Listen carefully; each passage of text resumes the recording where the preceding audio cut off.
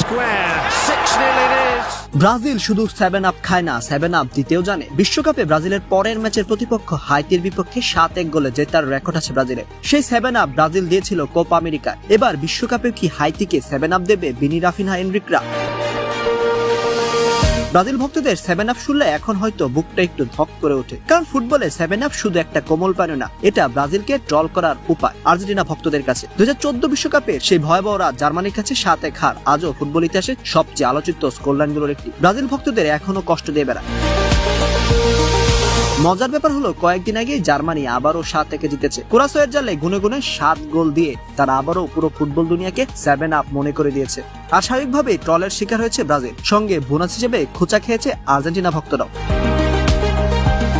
কিন্তু একটা কথা অনেকেই ভুলে যান, ব্রাজিল শুধু 7 আপ খায় না, 7 আপ দিতেও জানে। 2016 সালের কোপা আমেরিকায় হাইতির বিপক্ষে মাঠে নেমেছিল ব্রাজিল। ফলাফল ব্রাজিল 7 হাইতি 1।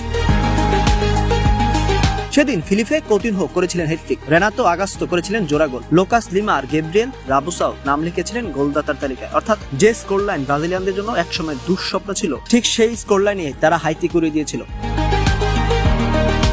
আর এবার বিশ্বকাপে আবারও সামনে সেই হাইতি। প্রশ্ন হলো, ইতিহাস কি আবারও ফিরবে? একদিকে জার্মানি নতুন করে 7 আপ ট্রেন্ড চালু করেছে, অন্যদিকে ব্রাজিলের সামনে সুযোগ আছে সেই সংখ্যাটাকে নিজেদের পক্ষেও ব্যবহার করার।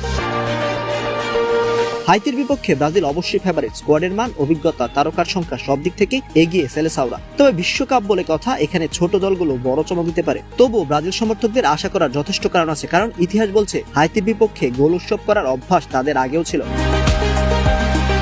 তাই শনিবারের ম্যাচে চোখ থাকবে শুধু জয়ের দিকে নয়, স্কোরবোর্ডের দিকেও। কে জানে আবারও কি ফুটবল বিশ্ব দেখবে সেই বিখ্যাত স্কোরলাইন? ব্রাজিল কি আবারও হাইতিকে 7 আপ দেবে, নাকি এবার হিসাবটা বদলে দেবে হাইতি? কমেন্টে আপনার স্কোর প্রেডিকশন জানাতে ভুলবেন না একদম।